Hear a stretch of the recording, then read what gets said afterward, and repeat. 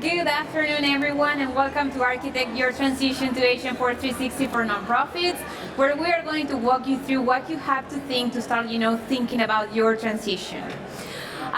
We want to start by saying thank you. We know it's day number 2 after the concert day, almost lunchtime, so we appreciate that you decide to spend the next 20 minutes with us. My name is Angelica Bufa. I am co-founder and CTO at Modelit, a Salesforce implementation partner located here in the United States and also in South America. And I am very happy to be sharing the stage with Aaron.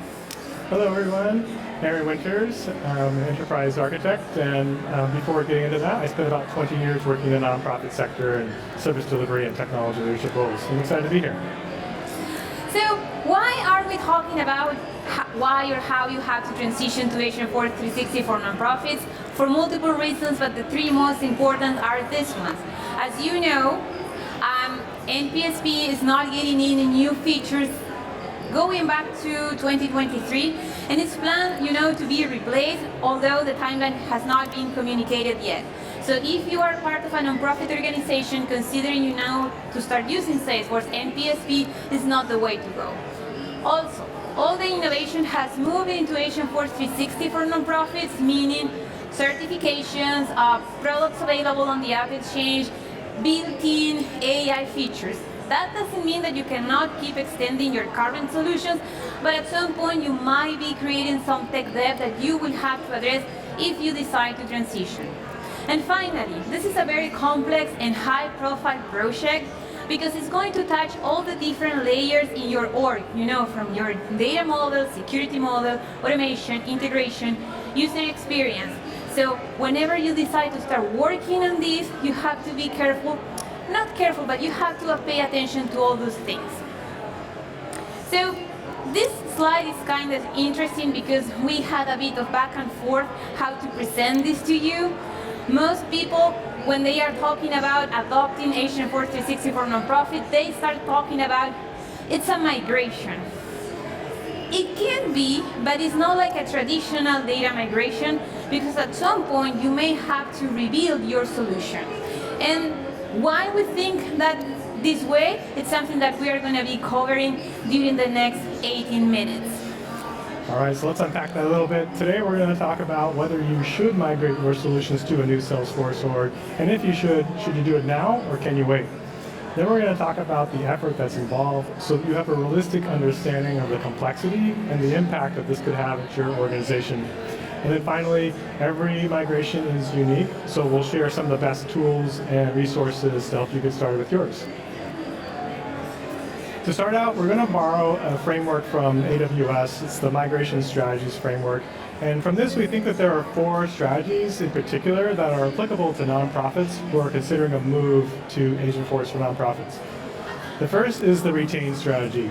The idea here is that you are going to keep some of your solutions operating in your legacy Salesforce org.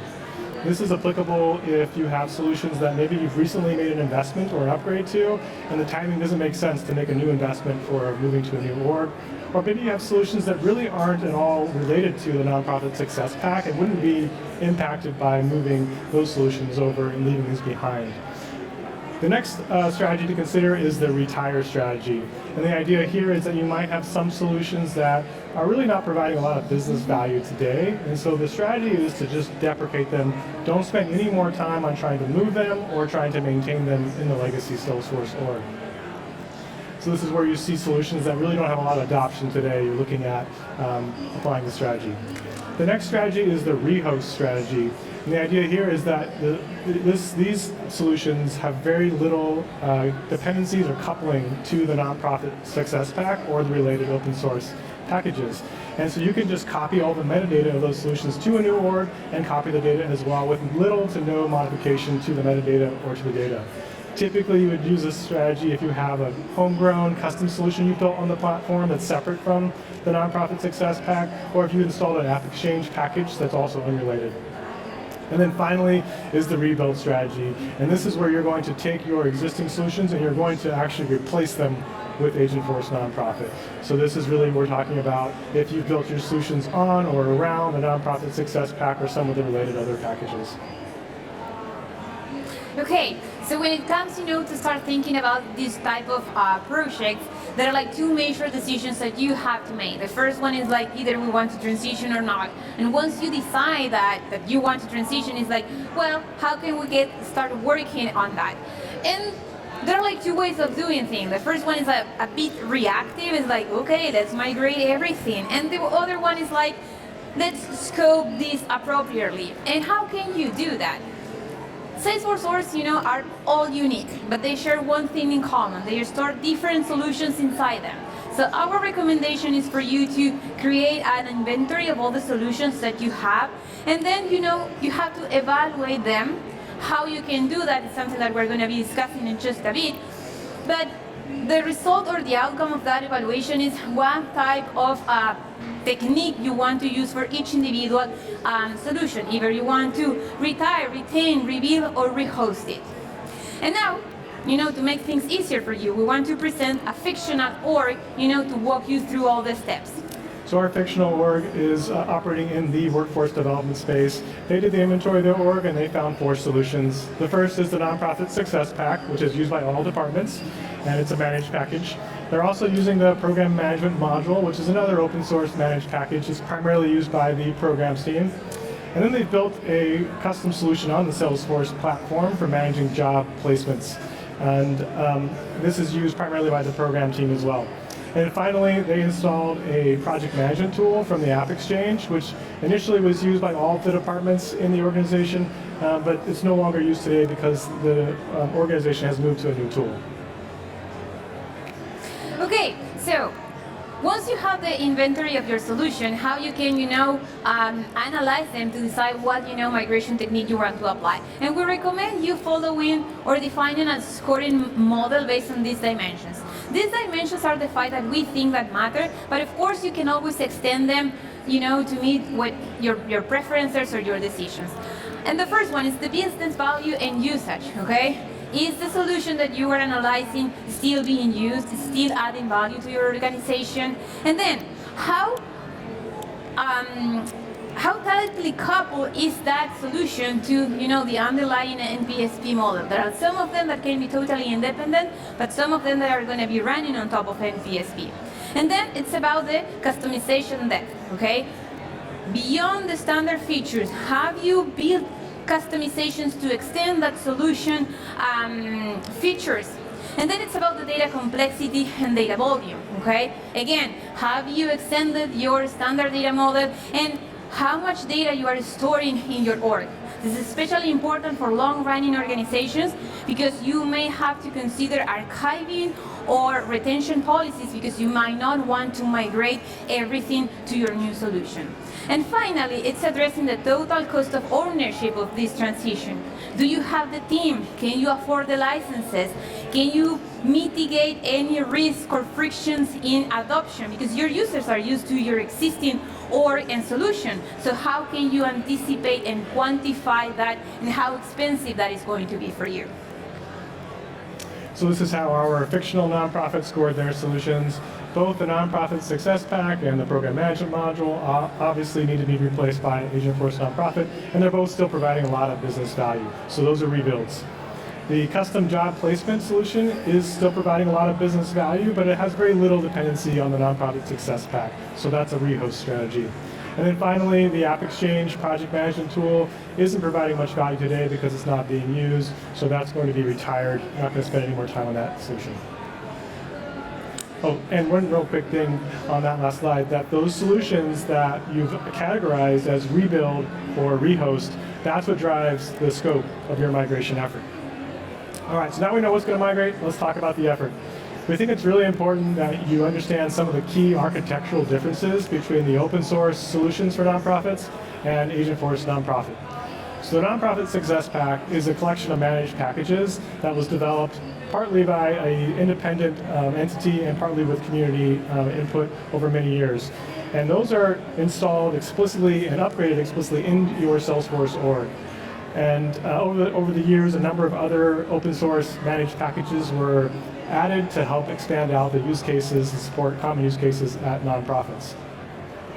Agentforce Nonprofit is a bundle of features that are available for all industry solutions. So some of the features in there are common to every industry offering. Some of the solutions in there are being borrowed from other industry solutions or owned by those industry teams that those solutions or features are applicable for nonprofit use cases. And some of the features were developed specifically for nonprofit organizations. Regardless of where the feature, which team owns the feature in that bundle, all of those features and metadata are treated as standard Salesforce metadata once it's enabled in your Salesforce org, compared to all of the open source nonprofit solutions are custom objects installed as managed packages. Regardless of which solution you are using, your org has access to all of the platform level features, including Agentforce, workflow automation, ability to customize, security, etc.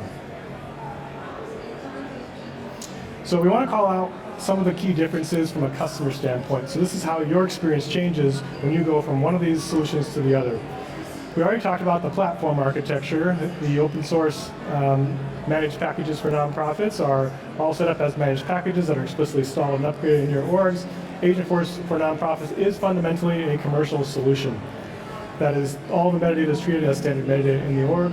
One of the really important impacts or distinctions there is that the open source managed package metadata is all going to be treated as custom objects. It's going to have that __C appended to it, and it's going to have the namespace prefix. With the Agentforce for nonprofit metadata, it's all going to look and behave like standard Salesforce metadata. From a product ownership standpoint, the open source nonprofit managed packages are now owned by the nonprofit team at Salesforce, but there still is a community-driven dynamic to how new changes or updates are prioritized and implemented. With Agentforce for nonprofits, there are a number of different Salesforce product teams that are owning the roadmap for various parts of the bundle and the offering there. So in one way, it's good that you get to take advantage of all the innovation that's happening for other industries, and it's available in the nonprofit offering. But on the other hand, a lot of the features that are being developed by teams that aren't explicitly trying to serve nonprofits. And then finally, at the release schedule, the managed packages have to be, they are on I think a 2-week continuous delivery process. So every 2 weeks, new updates are available. Those updates, in most cases, have to be installed manually in your org. And you get to choose the timing. Agentforce for nonprofits follows the standard Salesforce release calendar, and the updates are pushed automatically into your org during the release window. Okay, how many of you are architects? Raise your hand. Okay, great. Because this was, a session in the primarily for architects. We gave you, how you can decompose your org to identify, the type of migration strategy that you want to apply. And we gave you, recommendation based on dimensions of how you can evaluate each one of us. But once you know what to transition, is like, as architects, what can I do for that, solution, what I should actually transition in. So let's start with data architecture. As you know, Agentforce for 360 makes major changes to the data model that we're going to be using. Just to give you an example, we're going to be using person accounts. That has a huge impact on additional dimensions. For example, we need to consider, what options we're going to be transitioning, what fields we're going to be transitioning, any field transformation, and we should have added here, data quality. Do we want to migrate all the data, all the fields? Do we need to put in place any corrective actions to clean up the data before we start working on that? And because the data model changes, then we need to start thinking about the automation architecture. Do we have to rebuild every automation that we have in place? Well, we can apply, the 5 migration strategies we just discussed. And then we keep going. Security. If you are, again, a long-running nonprofit, maybe you are still using profiles to control your access. Raise your hand if you are using still profiles. None? Congratulations. Well, we have a few hands, but congratulations. I'm surprised. Well done. So when you have, to move from profiles to permission sets, that can become a project on its own, because you have to review your role hierarchies and who should be having access to and how you're going to represent that with permission sets and permission set groups. And then it's the integration architecture.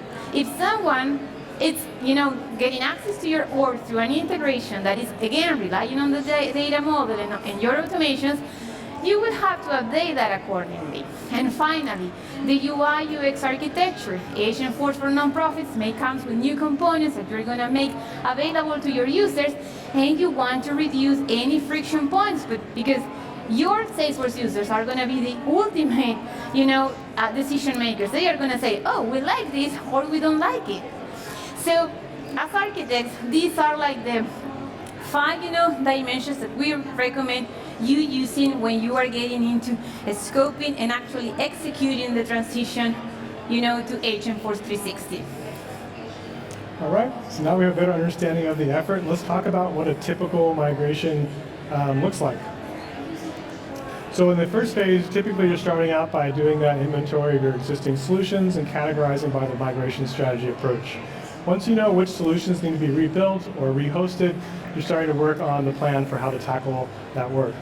The next phase is to provision and set up your new org with Agentforce Nonprofit included, and you have to go through and decide which of the features that are in that bundle are applicable for your nonprofit and how do you want to configure them to meet your requirements. If you are going to rehost some of your solutions, this is when you would copy that metadata over to the new org as well.